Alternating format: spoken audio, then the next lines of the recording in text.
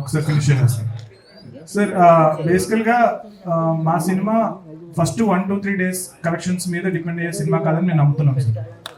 So మా cinema అంటే చాలా ఎక్కువ రోజులు వెళ్తుంది అన్న నా నమ్మకం చాలా ఎక్కువ ఉంది. మాకు కానీ ప్రొడ్యూసర్ కానీ సినిమా చూసుకున్నప్పుడు సో ఈ సినిమాని ఒకసారి వచ్చి చూస్తారు, మళ్ళీ వచ్చి చూస్తారు, హనుమంతుడి కోసం మళ్ళీ వస్తారు. సో అలా మల్టిపుల్ థింగ్స్ ఉన్నాయి సినిమాలో రెండోసారి వచ్చి చూడడానికి. సో మా నమ్మకం ఏంటి అంటే కనుక ఈ సినిమా ఎక్కువ రోజులు ఆడుతుందని మా నమ్మకం. సో మేము Day 1 ఎన్ని థియేటర్స్లో రిలీజ్ చేస్తామంది క్వశ్చన్ కాదండి, ఫస్ట్ వీక్ అన్నది క్వశ్చన్ కాదు. సో ఎన్ని రోజులు మా ప్రయాణం సాగుతుంది అన్నది మా క్వశ్చన్.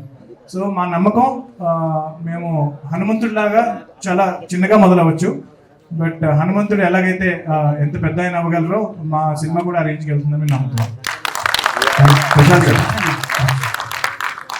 ఇక్కడ అంటే మన ఒకరు కూడా మనుషులుగా పుట్టాం, సో దైవాన్ని నమ్ముతుంటాం.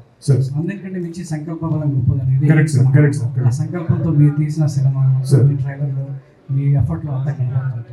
అయితే ఇలాంటి సినిమాకి సంబంధించి గతంలో ఒక అనుభవం ఎదుర్కొంది ఇండియా మొత్తం డైరెక్టర్స్, ఫిల్మ్ ఇండస్ట్రీ అంతా కూడా ఆదిపురుషు ఎదుర్కొంటారు. సో ఆదిపురుషు ఇచ్చినటువంటి అనుభవం ద్వారా ఈ అనుభవానికి సంబంధించి మీరు ఎలాంటి జాగ్రత్తలు తీసుకున్నారు? అంటే దైవానికి సంబంధించి మనం పరిమితులు దాటలేము, చాలా ఏది గీత దాటితే విమర్శలు ఎదుర్కోవాల్సినటువంటి పరిస్థితి ఉంటాయి. సో మరి ఈ విషయంలో మీరు ఆర్డినరీ మ్యాన్ ఎక్స్ట్రాడినరీ మ్యాన్ చేయడానికి ప్రయత్నించిన సందర్భంలో హనుమాన్ అనే టైటిల్ని సో ఇలా పరిధిలో ఎంతవరకు మీరు బదుల్లో ఉన్నారు సార్? ఆదిపురుష్ సినిమా వచ్చినా రాపోయినా నేను సినిమా ఇలాగే చేసేవాడిని సార్.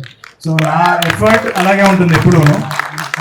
టీజర్ వైరల్ అయిన తర్వాత కూడా చాలా మంది అన్నారనమాట, సో ఇప్పుడు నువ్వు టెన్షన్ పడుతున్నావా, ప్రెషర్ పెరిగిపోయిందా అని. సో జస్ట్ బికాజ్ అది వైరల్ అయినంత మాత్రాన నా ఎఫర్ట్లో పెరిగిపోతే తగ్గిపోతుంది. సో నా ఎఫర్ట్ నేను ఒక చేద్దాం అనుకున్న సినిమాకి అంతే ఎఫర్ట్ పెడతాను. So 200% I will give my best. So ఆ సినిమా వచ్చినా రాకపోయినా సరే నేనైతే ఈ సినిమాని ఇలాగే చేసేవాడిని సార్. ప్రశాంత్ సార్